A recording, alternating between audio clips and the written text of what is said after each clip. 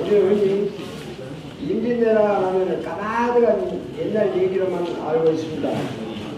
정말 오래된 일이죠. 그러나 우리는 역사가 있는 한 이 수치, 이 고달픔, 이 어려움, 이 처절했던 상황에 대해서 한시라도 잊어서는 안 될 겁니다. 그것은 바로 나라와 민족이 풍전등화 같은 위험에 처했을 때 이 나라를 굳건하게 지킨 호랑이의 정신이 살아있기 때문입니다. 그래서 오늘 임진왜란과 호남우병이라는 제목을 갖고 어르신들 앞에 말씀드리고자 합니다. 정말 우리 호남 사람들은 꼭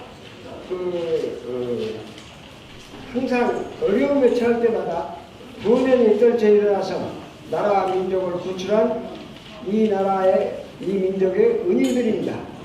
그 은인들을 바로 우리 선현들이 했고 또 그 정신을 우리가 계승해서 그 부끄러움 없이 살고 있다는 것을 항상 자부심으로 생각해야 할 겁니다. 머리말을 보시면은 임진왜란이 풍신수길이가 그 여병들을 몰아서 조선을 침략했을 때 20일 만에 서울이 함락됐습니다. 그로부터 40일 만에 평양이 함락됐습니다. 그러니까 조선 반도를 2달 동안에 걸어서 가기도 어려울 텐데 그냥 무풍지대처럼 휩쓸었어요. 그래서 나라와 민족이 위기에 처했을 때 부전이 떨쳐 일어나서 이 나라를 건진 사람들은 바로 호남 사람들이었습니다. 그 호남 사람들 중에서도 특히 더 용감하게 앞장서서 의병을 일으킨 사람들이 바로 우리 박강옥 선생 그리고 고경명 의병장, 김천일 의병장인데 이 세 분은 바로 완전히 나라가 망하게 됐을 때 이 세 분이 가장 먼저 일어나서 의병을 일으키자고 얘기를 했고 그 한가운데 우리 현재 박강옥 선생이 서였습니다. 그래서 최근에 발견된 저기 율제 손자 박이수 선생의 비문을 보면은 이분이 직접 의병에 참여를 했는데 의병의 그때 메인주가 제일 우두머리가 현재 박강옥 선생이고 그 다음에 좌대장이 저기 고경영 선생 그리고 우대장이 김천일 선생이라고 비문에 적혀 있습니다. 이것을 전적으로 신뢰하기는 어려울지 모르지만은 그러나 호남우병을 일으키게 하고 제일 앞장서서 주장했던 그 세 분들 중에서도 그 중심이 바로 현재 박강옥 선생이었다는 것은 우리가 정말 그 훌륭함과 그 희생 정신을 우리가 높이 사야 될 겁니다. 시간이 많이 지나서 두 번째 외군의 침략과 호남우병. 이 외군들은 미리 준비를 하고 있었는데 우리나라는 무엇을 했느냐? 당파 싸움을 벌였습니다. 아시다시피 동인서인 해관에서 당파 싸움을 벌이려고 아무 준비도 없이 준비된 외군의 침략을 받았습니다. 그래서 바로 경상도가 그 침략 주요 도로가 그 통로가 돼가지고 경상도가 완전히 쑥밭이 됐습니다. 아시다시피 경상도는 관군도 모두 전부 무너져버리고 완전히 모두 주랭이를 치고 완전히 외놈의 소나기에 들어갔습니다. 그래서 20일 만에 서울이 함락되고 그로부터 40일 만에 평양이 함락돼서 전라도를 빼고 나머지 전 팔도 광산이 완전히 에너의 수중에 들어갔습니다. 임금은 어쩌냐? 임금은 평양을 거쳐서 의주로 도망가가지고 여차하면은 만주로 압록강을 건너려고 하는 생각까지 갖고 있었습니다.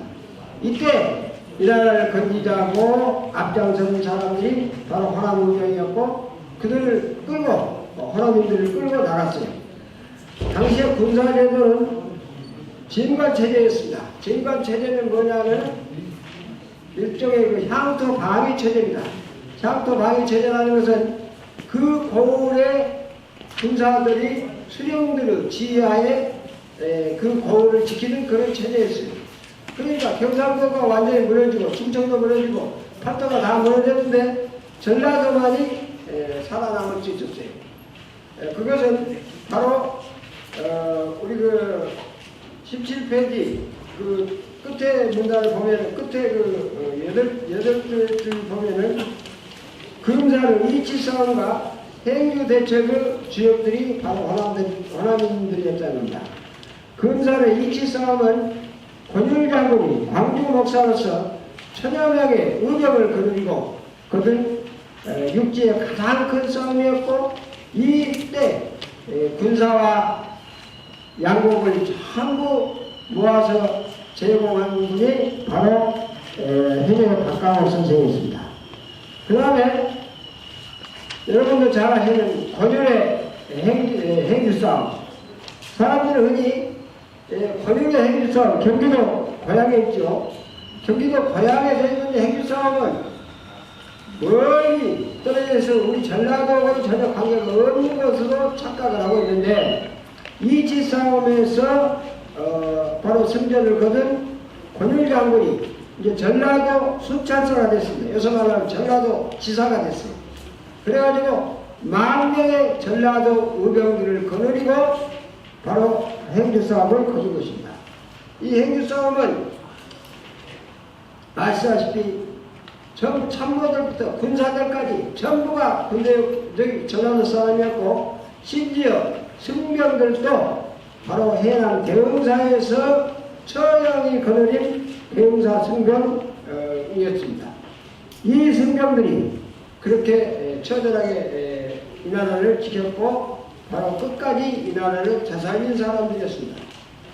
넘어가서 호남의병의 그 활동사항은 이루 헤아릴 수 없고 하나부터 10까지 전부 호남 사람들이 이 나라를 건졌다. 아시다시피 흔히 이 나라를 건진 사람들 하면은 육지에서는 권율 장군 그리고 바다에서는 이순신 장군 이렇게 얘기를 하는데 이순신 장군도 바로 호남 사람들을 거느리고 거둔 승리입니다.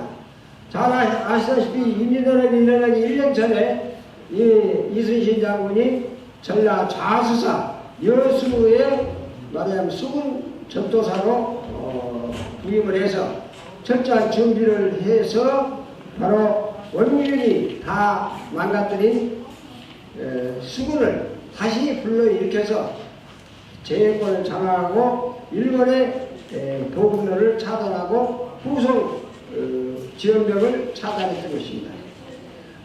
바로 이런 것들을 볼 때 바다에서나 육지에서나 모두 호남 사람들이 아니었으면 바로 이 나라는 일어설 수 없는 상황에서 이 나라를 구출한 것이 바로 호남인들이었고 그들을 거느리고 싸운 사람들이 호남의병이었다. 그 호남의병의 하나부터 10까지 말하자면 군량을 조달하고 군대를 모아주고 한 것은 바로 아까 얘기했던 회제 박강옥 선생이었다 하는 것을 다시 한번 말씀드립니다. 다음에 나라와 민족을 구출하는 호남의병 해가지고 5째 줄 보면은 바로 모든 정지 군대가 다 무너지고 나서 군 의병을 일으키자 하고 먼저 3분이 모아서 의논을 했습니다. 현재 박강옥 선생 그리고 바로 이웃에 사는 공영영 선생 그리고 제복 공영명 선생, 그리고 김천일 선생, 이 세 분이, 그 이제 김천일 선생 세 분이 모아서 했는데, 그때 나이로 봐서도 맹주 노선을 한 것은 틀림없습니다. 왜냐? 그때 현재 박광호 선생이 65살인가 됐고, 그 다음에 제목 공영명 선생은 그때 60세, 61살 정도 됐어요.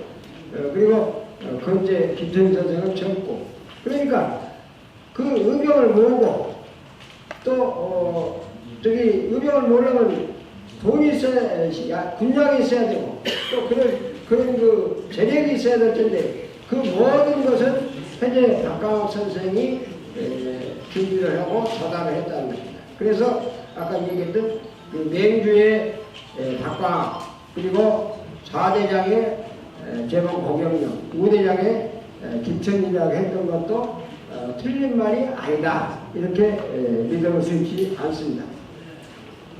그 다음에 이제 그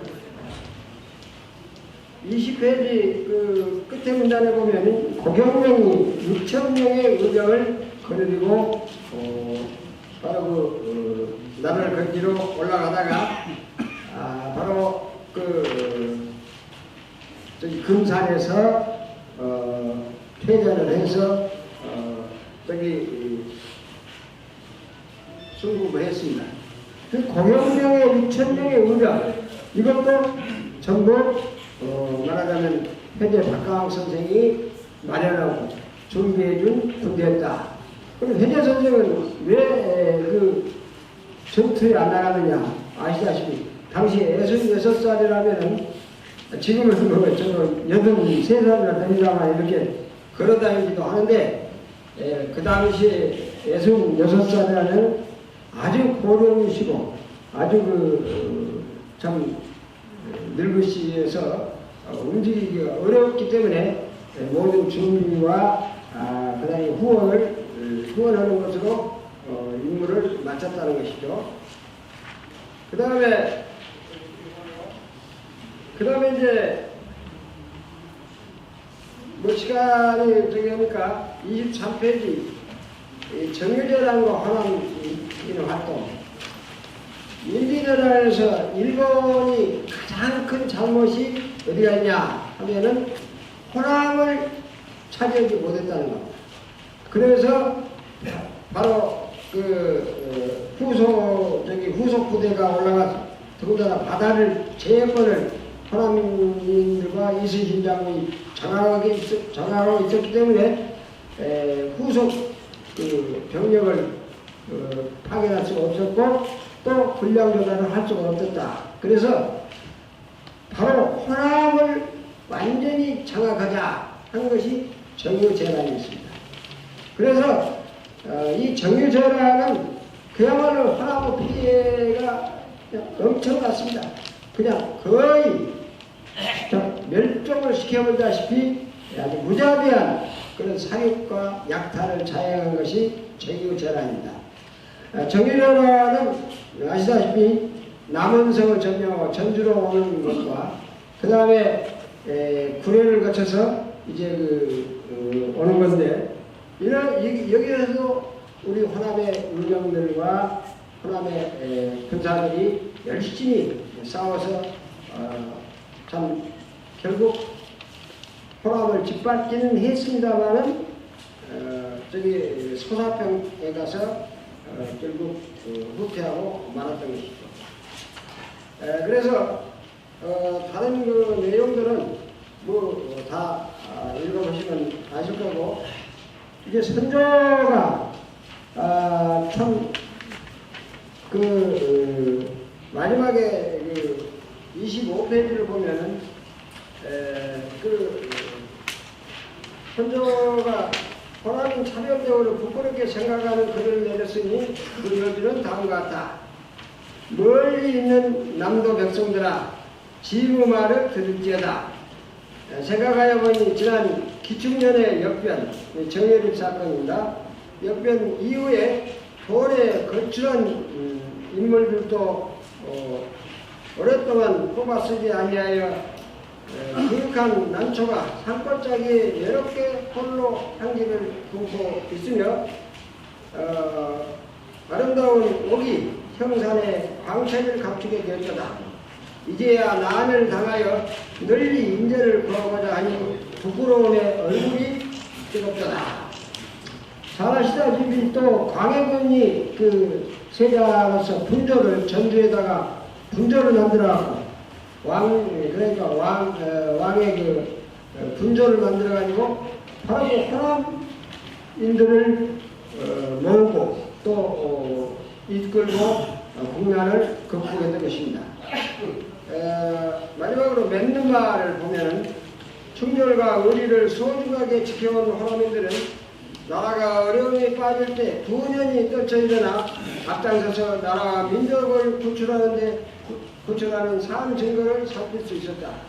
실로 임진왜란이란 미중일의 위기에 처해진 전 국토가 유린되고 백성들은 살상과 고통을 겪어야 했으며 절망에 빠져 해안할 길이 보이지 않은 암담한 상황이었다.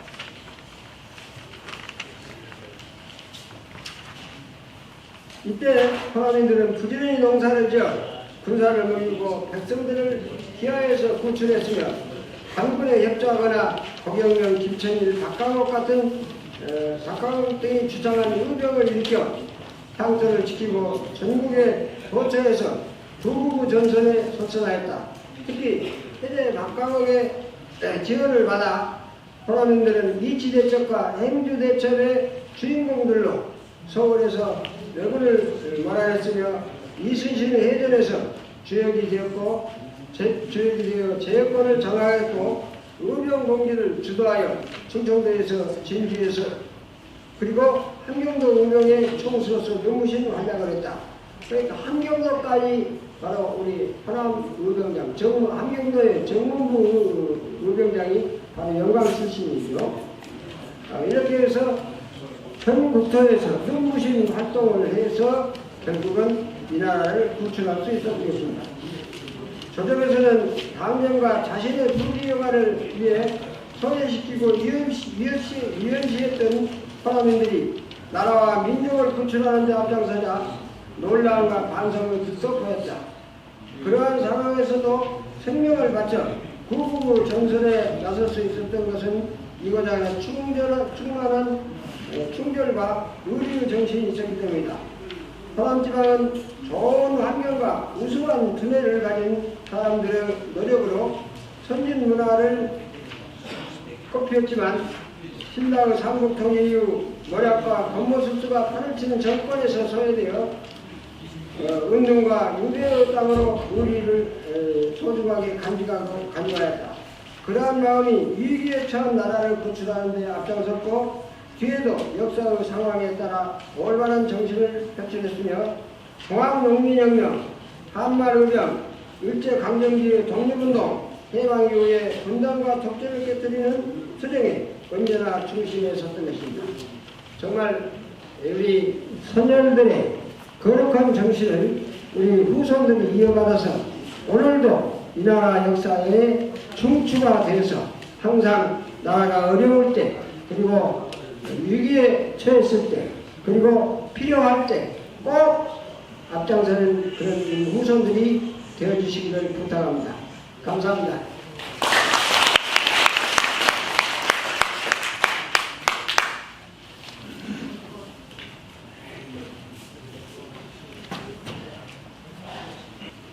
시간이 지금 3시가 돼갑니다. 제가 한 25분까지 3시 한 25분까지 진행하도록 하겠습니다. 지금 해제로가 백운동에서 아마 남평으로 가는 길이죠. 상당히 중요한 도로이고 긴 도로의 명을 해제 선생님이 지금 이제 차지하고 있다 이렇게 보면 될 것 같습니다. 근데 그러면 이제 그 해제 선생의 인생에서 가장 그러면 돋보이는 점은 뭔가일 텐데 아마 오늘 이제 우리 주제가 임진왜란이지만 그 이전에 있었던 점일 것 같아요.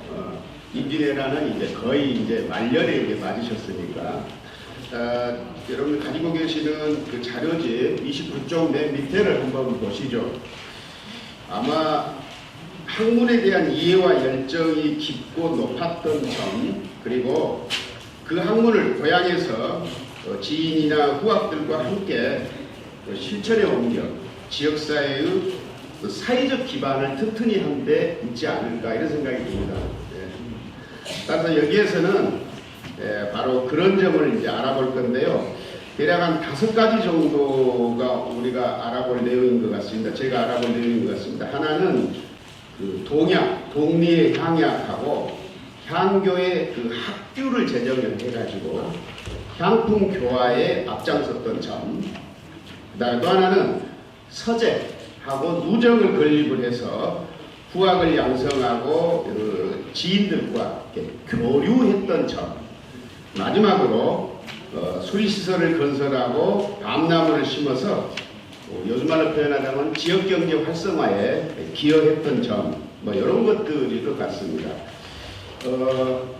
의병을 일으킨다 하면은 아마 우선적으로 생각할 수 있는 것은 사람을 모아야 할 겁니다.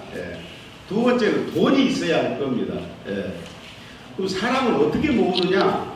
뭐 요즘 같으면 뭡니까 카톡이라거나 뭐 이런 걸로 어디 가자 이렇게 할 수가 있겠지만 전통시대에는 아마 크게 4가지 부류 사람을 모았을 것 같아요. 하나는 자기 집에 있는 이 가족들, 종이겠죠. 두 번째는 마을 사람들이죠. 마을 사람들. 세 번째는 이제 좀 넓은 친족이 되겠고요. 네 번째는 역시 뭐니도 제자들입니다. 제자들.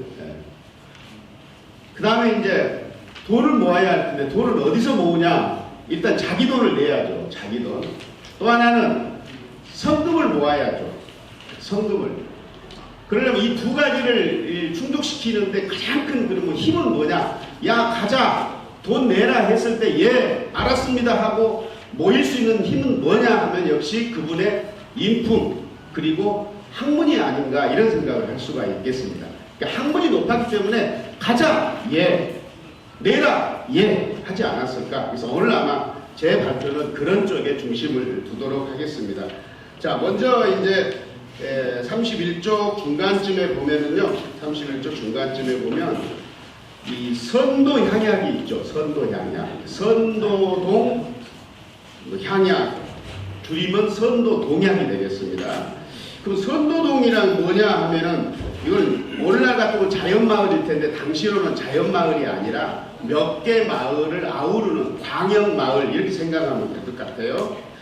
지금도 이제 그 나도 금안동이라거나 영암 뭐 구림 같은 데는 말이 구림이지 사실은 12동네를 구림이라고 하잖아요. 그래서 광역마을이다 이렇게 보면 되겠고, 그러면 이제 이제 선도동 동약은 왜 만들었느냐 했을 때는 너무 풍속이 좀 와해돼가고 있다 이런 이제 얘기들이 나오죠. 아마 이 말은 무슨 있는 풍속이 뭐 이렇게 깨트려지거나 그렇다기보다는 새로운 이제 이데올로기죠. 일반 성리학을 터득한 사람의 입장에서는 성리학대로 움직이는데 당시 마을 사람들이 즉각 움직여주지 못했다 이렇게 이제 보면 될 것 같습니다.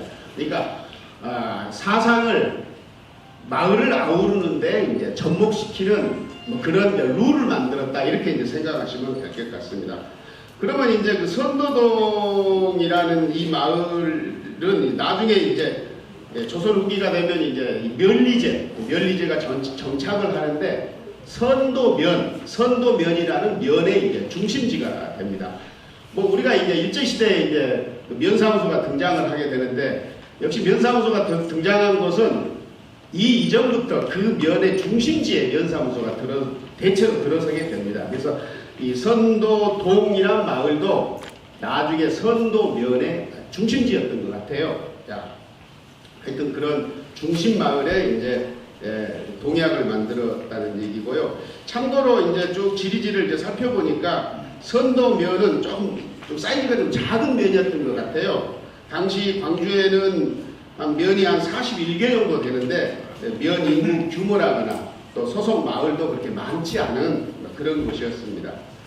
자, 이제 그런 정도 말씀드리고요. 그다음에 32쪽을 이제 보시죠. 32쪽 둘째 단락을 보면은 왜 하필 그때 만들었느냐, 공약을 왜 그때 만들었느냐, 이제 그 얘기인 겁니다. 예. 이 만들기 전에 뭐가 나타나냐면 을묘해변이 발생을 합니다. 5월달에. 그래서 이 을묘해변이라는 게 굉장히 전라도 서남부를 아주 휩쓸고 간 아주 충격적인 사건입니다. 그래서 아마 당시 이제 진도에서 유배 생활을 하고 있던 이 소재 노수신 선생이 피난길에 나서죠. 그래서 우리 광주 거쳐서 광주까지 와서 피난 생활을 하고 그럽니다. 아마 그런 과정에서 마을들이 상당히 뒤숭숭하고 아마 그랬던 것 같아요. 그래서 그런 것들을 조금 이렇게 뭐라고 합니까? 잠재운다거나 뭐 그런 이제 상황이었다 이렇게 보면 될 것 같습니다. 자, 그다음 맨 밑에 쪽을 보면은 이제 이 그 동약을 만들면 이제 규정을 이제 만들어야 할 텐데 뭘 가지고 만들었느냐 하면은 백록동규하고 여시 한약을 이제 이렇게 참고해가지고 우리 요즘 많이 쓰는 말로 벤치마킹을 이제 하는 거죠. 참고해가지고 이제 룰을 만들었죠. 그래서 뭡니까 그 서문을 보니까 알기 쉽고 행하기 쉬운 것, 가장 먼저 고쳐야 할 것, 뭐 이런 것들 중심으로 이제 조약을 만들었는가 봅니다. 그런데 현재 지금 서문만 남아있고 조문은 안 남아있기 때문에 그럼 구체적으로 뭐가 있었지? 이건 현재 알 수는 없는 상황입니다. 혹여 그 조문이 어디서 발견이 된다면 이제 이 선도 동약의 구체적인 내용을 이제 알 수 있을 것 같습니다. 자, 참고로 이제 우리 광주 지역이 이 조선시대 조선 팔도에서 이 향약, 동약이 굉장히 일찍 탄생한 곳입니다. 일찍 탄생한 곳.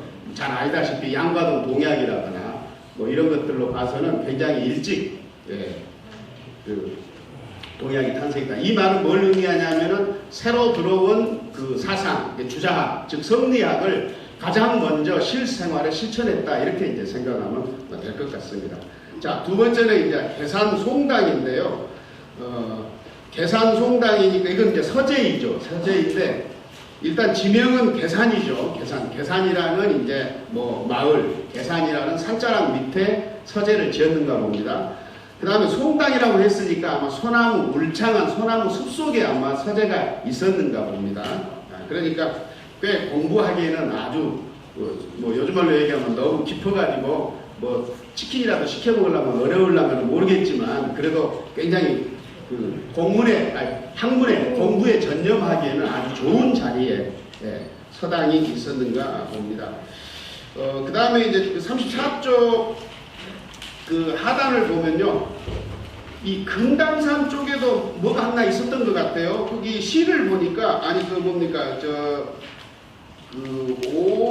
오공설이라는 그 글을 보니까, 장신중이라는 사람이 신암으로 찾아와서 이야기를 나누었다. 이런 말로 봐서 그쪽에도 또 뭐 이렇게 공부할 수 있는 서당이 있지 않았을까. 이런 생각을 해봅니다.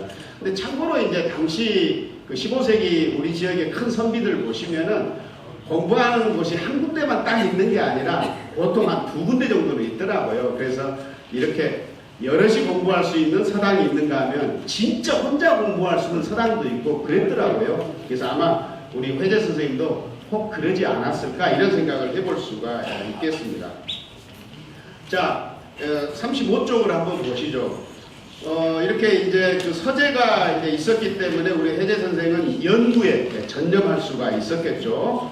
그 결과 아주 학문 수준이 높았고, 뭐 그 점에 대해서는 당시 유명한 선비들께서 다 그 극찬한 바가 있죠. 뭐 박순 선생이라거나 노진 선생이. 그 다음에 이제 굉장히 많은 학생들이 이제 그 서재에 와서 이제 공부를 이제 했죠. 많은 학생들이. 그래서 어느 기록에 보니까 뭐 항상 수십 여인이 머물러 있었다 할 정도로 되니까 상당히 많은 그 제자들이 우리 요즘 말로 얘기하면 기숙 학생이나 될까요? 어쩌겠습니까? 출퇴근하는 학생일란가 아니면 기숙 학생일란가는 모르겠지만 굉장히 많은 제자들이 이 서재를 들락거렸다. 그래서 이제 그럼 누가 있을까? 현재로서는 알 수가 없습니다. 옛날 이제 큰 선비들 보면은 문인록이라는 게 있죠. 문인록. 제자들을 딱 일목요연하게 정리해 놓은 것이 있는데 해제 선생은 아직 문인록이 없는 것 같아요. 그래서 이것저것 다 뒤져봤더니 거기 이제 35조 중간에 보면은 유사경, 유술부자, 그 다음에 뭐 정을용, 박이수, 아까 나왔죠. 박은혁, 뭐 이런 분들이 이제 찾아지고 있습니다.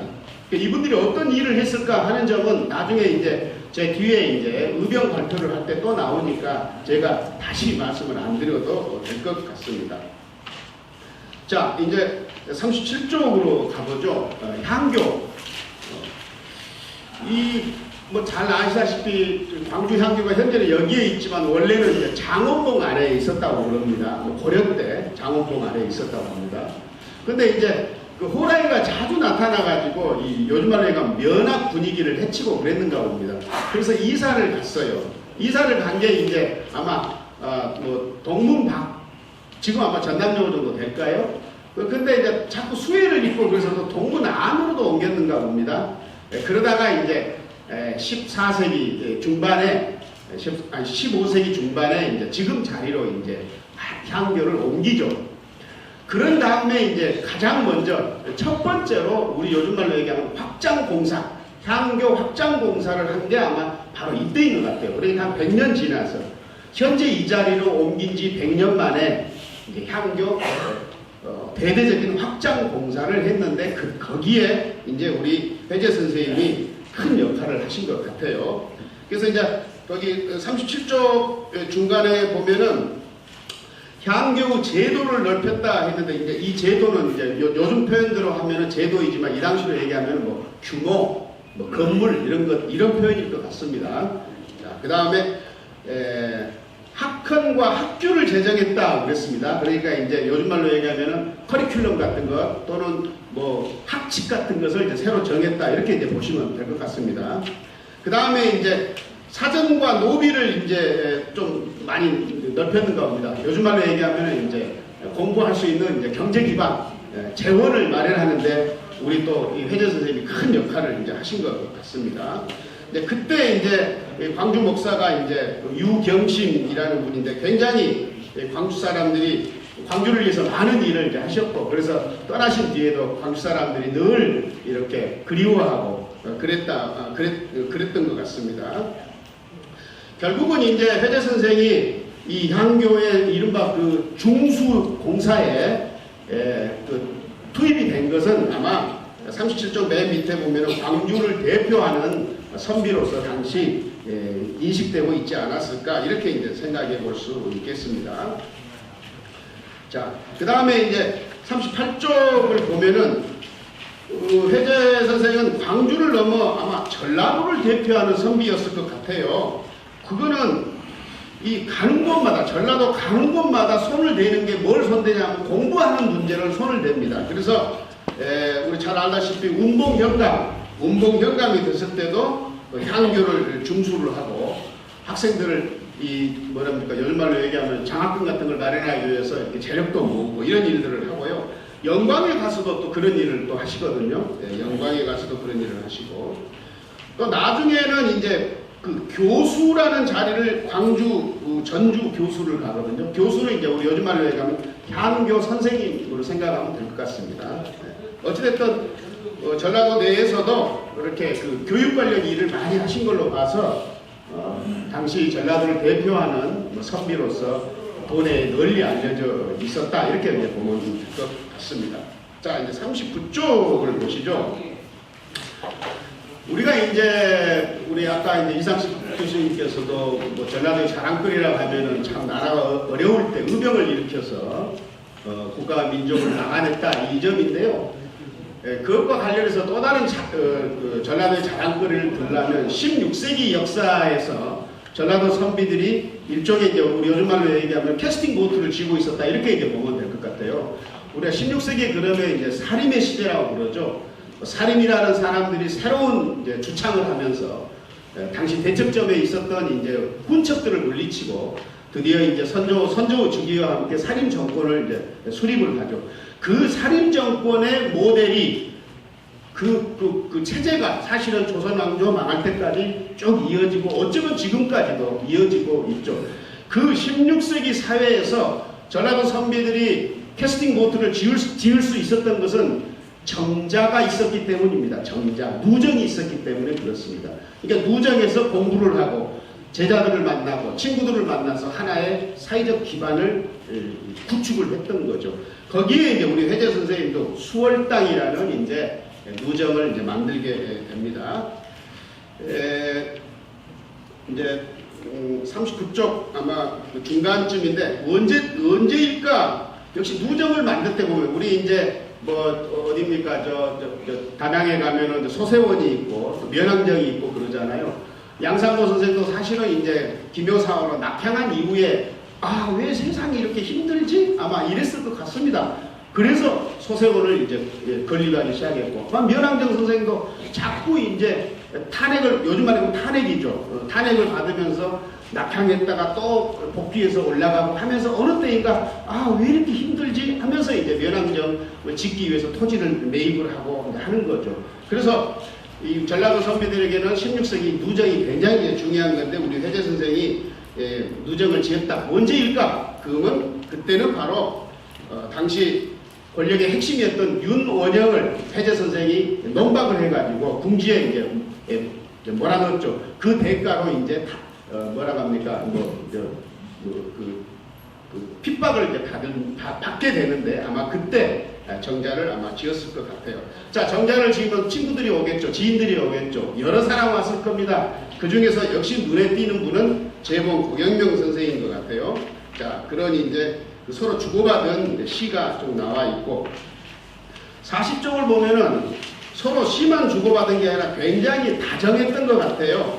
뭐 부채에다가 뭐 시를 적기도 하고 회재 선생님이 방장산, 그러니까 아마 지금 지리산이겠죠. 지리산을 이렇게 유람하고 오니까 재봉 선생이 시를 지어서 주고 또 회재 선생님이 중국을 요즘 말로 얘기하면 이제 외교관으로서 중국을 간다고 그러니까 또 축하하는 시를 지어주고 야, 간 김에 거기 좋은 거 하나 사다 줘. 뭐 이런 이제 부탁도 하고 이제 그렇습니다. 굉장히 가까웠던 것 같아요. 그래서 이제 두 분은 서로 이제 힘을 합쳐서 의병을 일으켰고 또 회재 선생이 돌아가시니까 재봉 선생이 만사를 지어서 가시는 길에 꽃길을 또 뿌려주고 이제 그랬죠. 자, 하여튼 뭐 이렇게 정자를 이제 지었다는 점을 얘기를 하고요. 그 다음에 41쪽 마지막이 이렇게 되겠습니다. 뭐 선비라고 해서 뭐 이슬만 먹고 살 수는 없는 거겠죠. 상당히 그 재테크에도 나름의 이제 좀 아이디어가 있었던 것 같습니다. 41쪽 중간에 보면은 계산 남쪽 물을 끓여들여서 농사를 짓기 위해 이제 방죽을 만듭니다. 방죽 이름은 이제 계산이라는 마을을 따서 뭐 계산이라고 하고 뭐 나중에는 뭐 죽산이라고 했고 근래는 뭐 전평제라고도 뭐 불린다고 합니다. 당시 16세기 살인들에게 경제 기반이라면은 천방은 이제 냇가에 보를 막아서 물을 양옆으로 빼돌려서 농사를 짓는 수리시설을 천방이라고 그렇습니다. 그래서 이 천방을 막아서 농사를 짓는 그게 이제 당시 살인들의 큰 경제 기반인데 우리 회재 선생님도 이제 그런 일을 이제 하시게 됐다 이런 얘기가 되겠습니다. 우리 잘 아는 이제 저쪽 사촌 김윤재 선생도 강남보 또는 금다리보란 보를 막아가지고 농사를 지었다라는 이제 기록도 있고 그럽니다. 그래서 이제 그 회재 선생이 지은 이 계산제 도대체 얼마나 규모가 어느 정도 될까 해봤더니 여지도서에 43개의 저수지가 기록되어 있습니다. 여기 보면은 둘레, 저수지의 둘레하고 수심 이 두 가지의 수치가 이제 기록이 되어 있습니다. 그걸 좀 시간이 있으면 43개를 표로 그냥 쫙 제시를 했으면 좋을 텐데 시간이 없어서 이제 그렇지는 못했습니다만은 이 계산제의 규모를 봤더니 둘레가 2,600척입니다. 둘레가 그 다음에 수심이 4.5척. 그래서 이걸 이제 다른 주변에 있는 다른 저수지하고 비교해 봤더니 굉장히 큰 저수지입니다. 거기 보시면 이제 그 선도제라는 저수지가 있고 주변에 압촌제, 벽진제, 뭐 칠석제 이런 저수지가 있는데 사이즈가 훨씬 작습니다.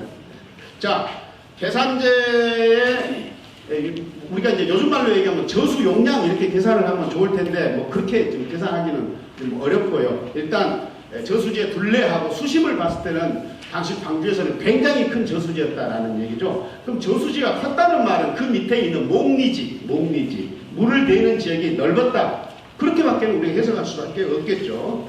자, 그렇다면은 회재 선생의 경제력도 만만치 않았을 것이다. 뭐 그렇게 추정할 수 있겠고, 혹여 분재기가 남아있다면 이제 보다 구체적으로 우리가 그 보유 농지를 알 수가 있는데 현재 분재기는 아마 없는 것으로 알고 있습니다.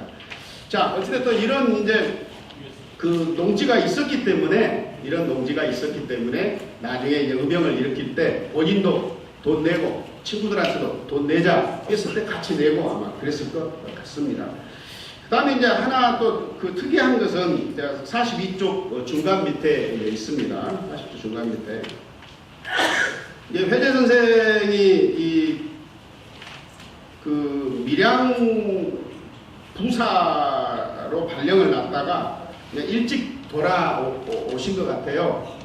근데 오실 때 여장은 없었지만 아마 트럭에다가 잔뜩 짐을 싣고 오지는 않으신 것 같아요. 예, 그냥 빈몸으로 오셨을 것 같습니다. 근데 올 때 밤나무 종자를 가지고 와서 선산 앞산에 둘러 심었다랍니다. 그러니까 아마 품종, 굉장히 품종이 좋은 밤나무가 아마 밀양에 있었겠죠. 그러니까 그 좋은 품종을 가지고 이제 오셨겠죠. 그래서 그 밤나무가 울창해지자 영구 보존을 위해 관가에 수박에 했다. 그러니까 어느 정도 키워서 이제 밤이 울창하게 나오니까 그걸 이제 관에다가 우리 요즘 말에 얘기하면 기부를 한 거죠. 광주 광역시에다가 이제 기부를 이제 해서 광주시에서 관리해서 거기서 난 것으로 무슨 뭐 공납을 내거나 아니면 광주시 예산으로 써라 그랬을 것 같습니다. 그래서 이름을 관율전이라고 이제 했답니다. 이런 점들은 역시 회재 선생이 공부만 열심히 하신 게 아니라 뭡니까 치산이라고 그럽니까 재테크에도 나름의 안목이 있으신 분이었다 이렇게 이제 보면 될 것 같습니다. 자, 그러면 이제 맺은말을 한번 쭉 읽어보도록 하겠습니다. 자, 16세기는 사림이 훈구에 대항하여 세력을 확장하고 마침내 집권에 이르는 이른바 사림의 시대였습니다. 그때 전국에서 가장 두각을 내었던 사람들이 바로 호남 사림입니다. 당시 호남 사림은 튼튼한 지역적 기반, 즉 인적, 물적 기반을 토대로 과거에 대거 급제하고 그 가운데는 장원 백제가 굉장히 많습니다. 또 내외 관직에 두루 포진되었을 뿐만 아니라 이 당시 사실은 영의정, 정승자리를 굉장히 많이 차지했죠. 그럴 뿐만 아니라 유학의 이해 수준을 주저하게 해서 성리학으로 끌어올리어 이른바 조선적 질서를 구축하는 데에도 가장 큰 기여를 하게 됩니다. 이러한 호남 살인 가운데 대표적인 인물 그룹에 회재 박광옥 선생을 넣지 않을 수가 없습니다. 왜냐하면 회재는 선도 동약을 창립하여 유학 이데올로기에 의한 향촌 자치질서를 구축하였고 서재 계산송당을 건립하여 성리학을 연구하고 그것을 후학들에게 전수하였습니다. 그리고 누정, 수월당을 건립하여 지역 지인들과 유대관계를 가지고 자신의 심신 수양처로 삼았습니다. 또한 향교육 규모를 확장하고 학교를 제정하고 학전을 확대하여 교육 기반의 확산에도 기여를 했습니다. 그런가 하면 수리시설, 계산방죽을 건설하여 농경지를 확장하고 풍년 농사를 담보하였습니다. 이러한 활동으로 구축한 사회적 기반과 경제적 기반을 토대로 임진왜란이 일어나자 지인과 제자들과 의병을 일으켜 많은 양곡과 가동을 제공하였던 것입니다. 이상으로 제 발표를 마치도록 하겠습니다. 고맙습니다.